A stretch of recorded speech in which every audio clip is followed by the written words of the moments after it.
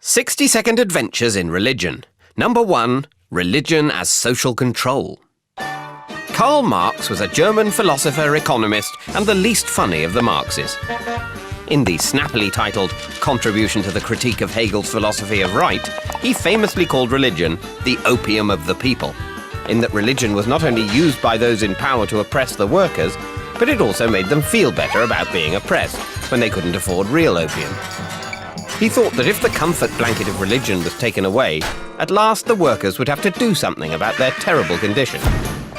In Marx's dream of a communist revolution, religion would be abolished and the workers would be so happy being equal, they simply wouldn't need it anymore. But unfortunately for Marx, the revolution in Russia came after he had died and gone to wherever it is that atheists go.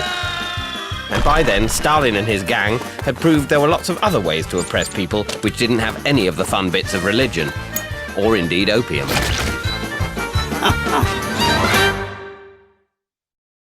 60-second adventures in religion. Number 2. Religion as ritual. Isidore Auguste Marie-François Xavier Comte was a French philosopher and one of the founders of sociology who preferred to be known as Auguste.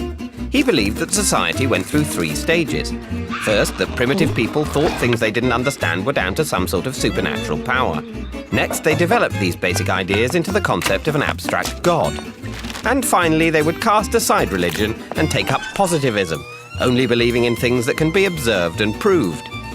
But he worried that the ritual of religion had become such an important part of society that removing it might cause chaos. So to fill the gap, he tried to establish a religion of humanity that would focus on charity, order and science, and maybe he'd throw in a jumble sale or two. Other thinkers have followed along similar lines, including John Stuart Mill, Alain de Botton, and those hilarious people who put Jedi on the census form. Unfortunately for them, a secular religion never really took off. But society has managed to fill the ritual-shaped gap in lots of different ways. 60-second adventures in religion. Number 3. Religion as a mother. Why do so many people picture God as a man? J.J. Bachofen was a Swiss professor of Roman law who was probably a bit of a mummy's boy. He thought that religion was part of a process that began in the days before monogamy, when the only parent anyone could be absolutely certain of was their mother. So when people tried to make sense of the mysteries of nature, it was only natural to attribute them to a motherly character, hence a widespread prehistoric religion based around motherhood. But then men started to take more of a part in the family unit, hogging the remote control and indeed global control, so the idea of a nurturing goddess was soon replaced with a male god. Logical though this sounds, there's no proof there ever was a widespread matriarchal religion, so either Bachofen was wrong or those female gods were really good at cleaning up after themselves.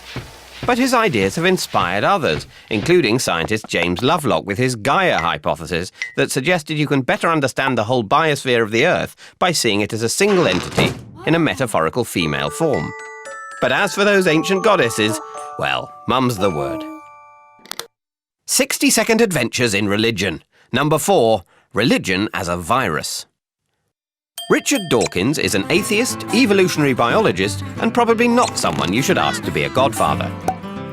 He said that religion and science can't sit side by side because belief in God doesn't stand up to scientific scrutiny.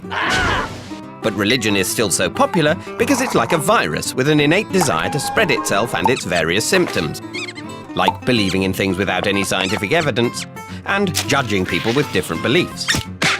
Like a successful gene, this cultural phenomenon, or meme, has features that made it likely to be passed on, like being adopted by music and art, or threatening that non-believers will be put to death. Dawkins' ideas have been pretty successful at spreading themselves. Nowadays, he's more widely known for his views on atheism than his work on evolution. Although for book sales, he's got a long way to go to catch up on religion. Maybe he should try some viral marketing.